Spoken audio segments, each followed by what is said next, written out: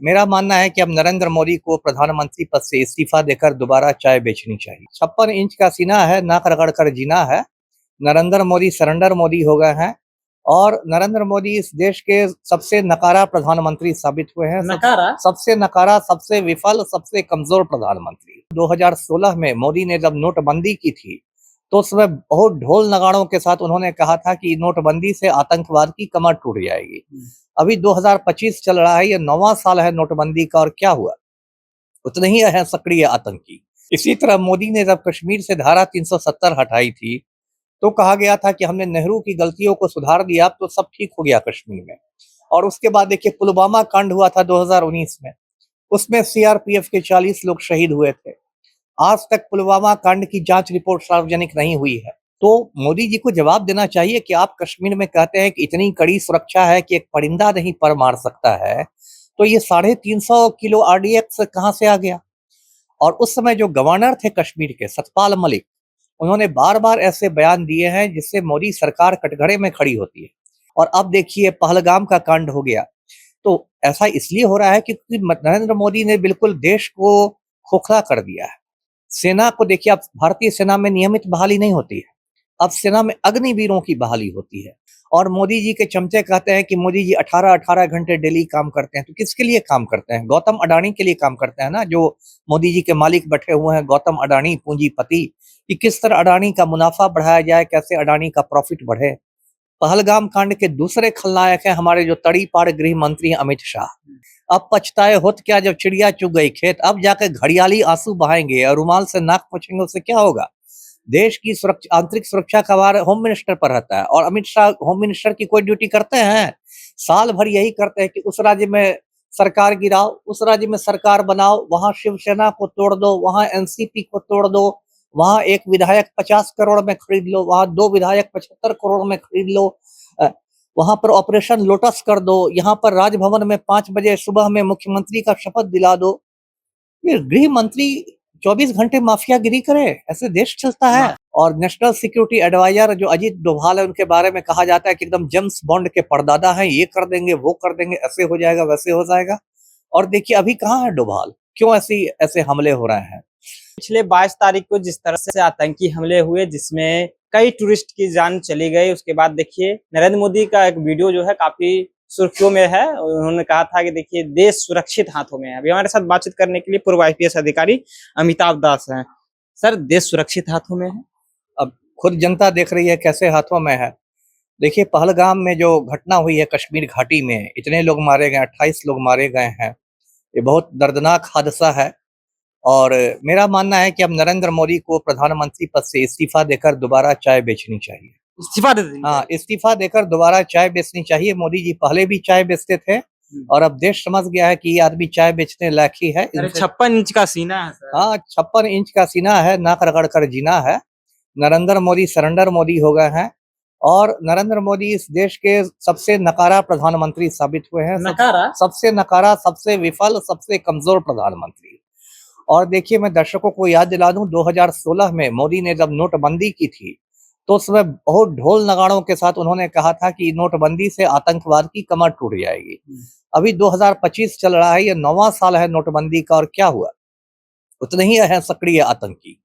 तो अब तो इनको पब्लिक से माफी मांगनी चाहिए मोदी को कि नोटबंदी से सिर्फ आम आदमी को दिक्कतें पेश आई थी, आतंकियों का कुछ नहीं बिगड़ा।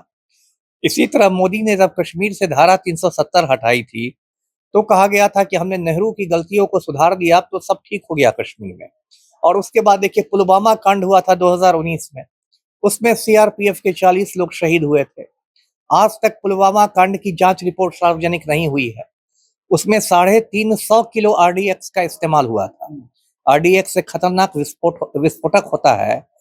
तो मोदी जी को जवाब देना चाहिए कि आप कश्मीर में कहते हैं कि इतनी कड़ी सुरक्षा है कि एक परिंदा नहीं पर मार सकता है, तो ये 350 किलो आरडीएक्स कहां से आ गया? और उस समय जो गवर्नर थे कश्मीर के, सतपाल मलिक, उन्होंने बार बार ऐसे बयान दिए हैं जिससे मोदी सरकार कटघरे में खड़ी होती है। सतपाल मलिक ने कहा कि सीआरपीएफ जवानों के लिए विमान मांगा जा रहा था, लेकिन विमान नहीं दिया सरकार ने, उनको सड़क मार्ग से जाना पड़ा और तब वे शहीद हो गए। तो ऐसी लापरवाही, ऐसी मतलब आपकी जो चूक होती है, और अब देखिए पहलगाम का कांड हो गया। तो ऐसा इसलिए हो रहा है क्योंकि नरेंद्र मोदी ने बिल्कुल देश को खोखला कर दिया है। सेना को देखिए, अब भारतीय सेना में नियमित बहाली नहीं होती है। अब सेना में अग्निवीरों की बहाली होती है और अग्निवीरों की बहाली सिर्फ 4 बरस के लिए होती है। तो पूरी सेना का मनोबल टूट गया है। अब बताइए, इतना बड़ा देश है हिंदुस्तान और इसको आप संविदा कर्मियों के भरोसे यहाँ की सेना चलेगी? ऐसा कभी हुआ था? ये तो वो बिल्कुल मतलब मजाक चल रहा है इस देश में।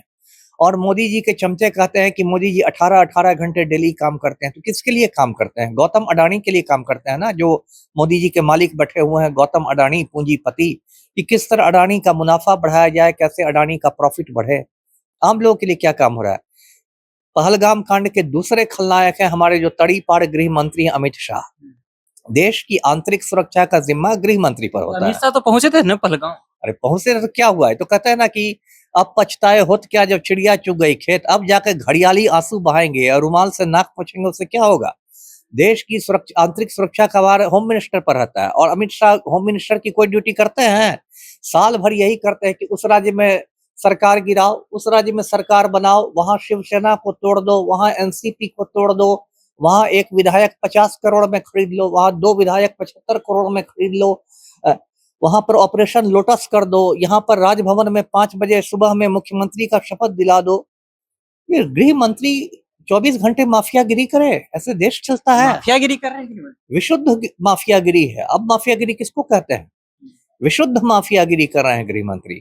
और तीसरे खलनायक हैं वो हमारे राष्ट्रीय सुरक्षा सलाहकार हैं अजीत डोभाल, पुराने आईपीएस हैं और कैबिनेट मंत्री का उनको दर्जा है। और नेशनल सिक्योरिटी एडवाइजर जो अजीत डोभाल है, उनके बारे में कहा जाता है कि एकदम जेम्स बॉन्ड के परदादा हैं, ये कर देंगे, वो कर देंगे, ऐसे हो जाएगा, वैसे हो जाएगा। और देखिए अभी कहाँ है डोभाल? क्यों ऐसे हमले हो रहे हैं? और इस पूरे मामले के बाद गोदी मीडिया को भी चुल्लू भर पानी में डूब मरना चाहिए। जो गोदी मीडिया में मोदी जी के दलाल लोग बैठे हुए हैं, वरिष्ठ पत्तलकार लोग, जो मोदी के जूठे पत्तल चाटते हैं, इसलिए उनको पत्रकार नहीं पत्तलकार कहा जाता है। तो ये जो वरिष्ठ पत्तलकार लोग बैठे हुए हैं, ये दिखाते हैं देशवासियों को कि मोदी जी का तो इतना भौकाल टाइट है कि मोदी जी एक बार फोन करेंगे तो यूक्रेन का युद्ध रुक जाएगा। मोदी जी ने फोन पर पुतिन को डांट दिया तो पुतिन ने यूक्रेन पर परमाणु बम नहीं गिराया। गोदी मीडिया देशवासियों को ये दिखाता है। इतने बड़े पावरफुल हैं मोदी जी, जो यूक्रेन का युद्ध रुकवा सकते हैं, उनसे अपना देश नहीं संभल रहा। मोदी जी तो कई अहम फैसले लिए हैं ना, सिद्धू घाटी समझौता हो या फिर अटारी बॉर्डर हो। सबसे कुछ नहीं होगा। ये क्या फैसले हैं? ये तो एक, मैं क्या कहूँ, पब्लिक को उल्लू बनाने के लिए काम है। एक ही फैसला हो सकता था कि आप घुस के आतंकियों को मारिए, जैसा अमेरिका ने किया। मोदी जी तो बिहार से अनाउंस कर ही दिए ना। हाँ, अब ये भी इससे बड़ा मजाक क्या हो सकता है कि घटना कश्मीर में हुई और प्रधानमंत्री बैठा हुआ है बिहार। लोग कह रहे हैं कि कश्मीर में तनाव है, बिहार में चुनाव है। मतलब मोदी कश्मीर के तनाव का फायदा बिहार के चुनाव में उठाना चाहता है। अभी तो प्रधानमंत्री को कश्मीर में रहना चाहिए था ना, वहां ना सुरक्षा बलों का मनोबल। कह रहे हैं छोड़ा नहीं जाएगा ना। अरे कहने से क्या? देखिए पूरा मोदी की वही नीति है, जुमलेबाजी, हवाबाजी, है ना। मोदी जी तो 11 साल पहले कहा था कि हर हिंदुस्तानी के अकाउंट में 15 लाख रुपए आ जाएंगे। आज सुबह भी मैंने अपना अकाउंट चेक किया है, 15 पैसे नहीं आए हैं। मोदी जी तो कहते थे कि 100 दिन में देश का काला धन आ जाएगा, 100 स्मार्ट सिटी बन जाएगी, बुलेट ट्रेन चला जाएगा, हम विश्व गुरु बन जाएंगे, दाऊद इब्राहिम को पकड़ लेंगे। तो खाली जुमलेबाजी और हवाबाजी से देश नहीं चलती है। मोदी नहीं चलता है। मोदी जी इस्तीफा दीजिए और दोबारा चाय बेचिए। चलिए, मोदी जी इस्तीफा दीजिए और दोबारा चाय बेचिए। हवाबाजी से देश जो है वो नहीं चलती है। जिस तरह से आतंकी हमले हुए, आतंकी हमले का जवाबदेही लेना चाहिए और पाकिस्तान को घूस करके उसकी हैसियत बतानी चाहिए। तमाम मुद्दे पर हमारे साथ पूर्व आईपीएस अमिताभ दास जी बातचीत कर रहे थे। फिलहाल आपकी क्या प्रतिक्रिया है? अपनी प्रतिक्रिया नीचे कमेंट बॉक्स में रखिएगा। आप देख रहे थे